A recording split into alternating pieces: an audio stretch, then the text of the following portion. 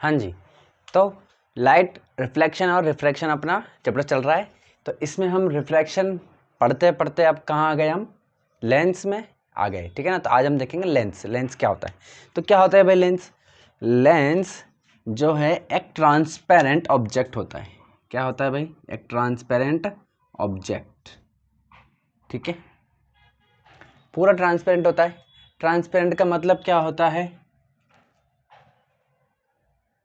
ठीक है, तो ट्रांसपेरेंट का मतलब क्या होता है कि जिसमें से लाइट जो है वो आर पार निकल जाए, ठीक है ना।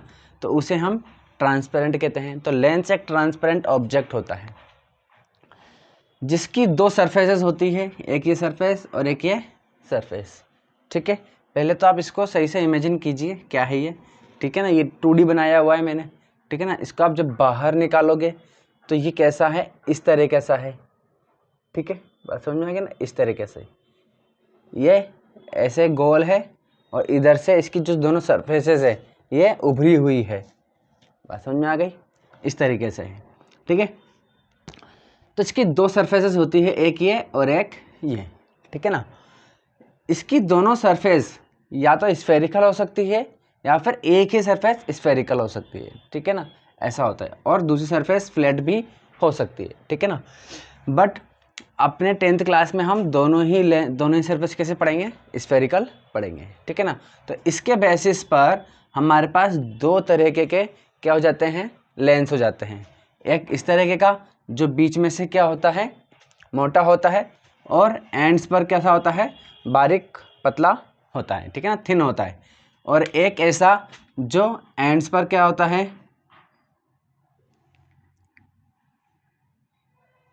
थिक होता है, एंड्स पर से थिक होता है, और बीच में से कैसा होता है, थिन होता है, ठीक है। तो इस लेंस को हम बोलते हैं कॉन्वेक्स लेंस, और इसको बोलते हैं हम क्या, कॉनकेव लेंस।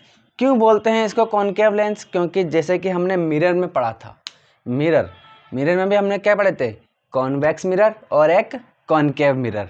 कॉनकेव मिरर हमने किसको कहा था, ठीक है।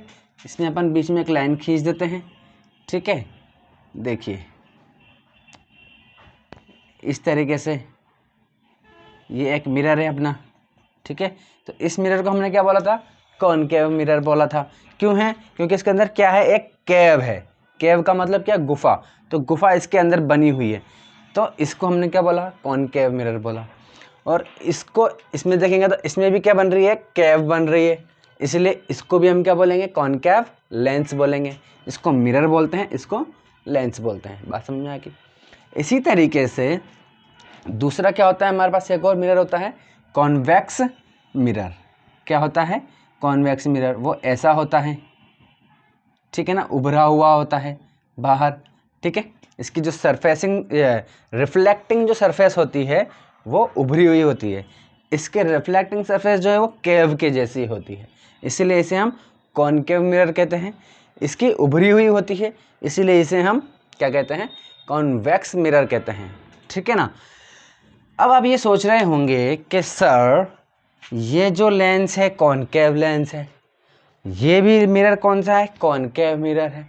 तो आपने गलती से क्या किया, ये वाला मिरर इधर बनाना चाहिए था, ये तो इसकी कैटेगरी का है, ये इसकी कैटेगरी का है। ये कॉन्वेक्स लेंस है, ये कॉन्वेक्स मिरर है, तो दोनों सेम कैटेगरी के, तो एक साथ बनाना चाहिए था ना। आपने गलती कर दी, नहीं मैंने गलती नहीं की, ठीक है ना। इनको कैटेगराइज किया गया है, बट किसके किसके बेसिस पर, लाइट के बेसिस पर नहीं कह सकते हो आप, है ना, लाइट को रिफ्लेक्ट और रिफ्रैक्ट करने के बेसिस पर। तो देखिए जो कॉन्वेक्स लेंस होता है ना आपका, क्या होता है, कॉन्वेक्स लेंस, ये लाइट को क्या करता है, जो लाइट इसके ऊपर गिरती है ये क्या कर देता है, इसको कन्वर्ज करता है। क्या करता है, कन्वर्ज। इस तरीके से एक पॉइंट पर मिला देता है सबको, जितनी भी लाइट रेज जो इस पर आती है उन सबको इकट्ठा करके एक पॉइंट पर मिला देता है। इस तरीके से चाहे आप कितनी भी लाइट रेज इस पर डाल दीजिए, सबको ये एक ही पॉइंट पर मिला देगा, इस तरीके से, ठीक है ना। तो इस मिलाने को, सारी लाइट रेज को एक पॉइंट पे मिलाने को क्या बोलते हैं, कन्वर्ज करना, ठीक है ना। तो इसलिए इसको हम क्या बोलते हैं, कन्वर्जिंग लेंस भी बोलते हैं। इसको हम कॉन्वेक्स लेंस तो बोलते ही हैं, ठीक है। इसके अलावा इसको कन्वर्जेंट लेंस भी बोलते हैं, ठीक है। इस मिरर को हम इसके शेप के हिसाब से, शेप की वजह से इसको क्या बोलते हैं, हम कॉनकेव मिरर तो बोलते हैं, लेकिन ये भी सारी लाइट रेज को क्या करता है, ये सारी लाइट रेज को क्या करता है भाई, ये भी कन्वर्ज कर देता है, ठीक है। इसीलिए इस मिरर को भी हम क्या बोलते हैं, कन्वर्जेंट मिरर बोलते हैं। बात समझ में आ गई। तो लाइट रेज को कन्वर्ज करने के जो इसका गुण है, जो इसका क्वालिटी है इसकी, उसकी वजह से इन दोनों को हमने एक साइड यानी कि एक ही कैटेगरी में रखा है। बात समझ में आ गई, बात समझ में आ गई बात, क्या बोला है मैंने भी, वाह। चलिए, तो आपके समझ में आ गई बात, हाँ। इसीलिए दोनों, ये कन्वर्जेंट लेंस और ये कन्वर्जेंट मिरर, ठीक है।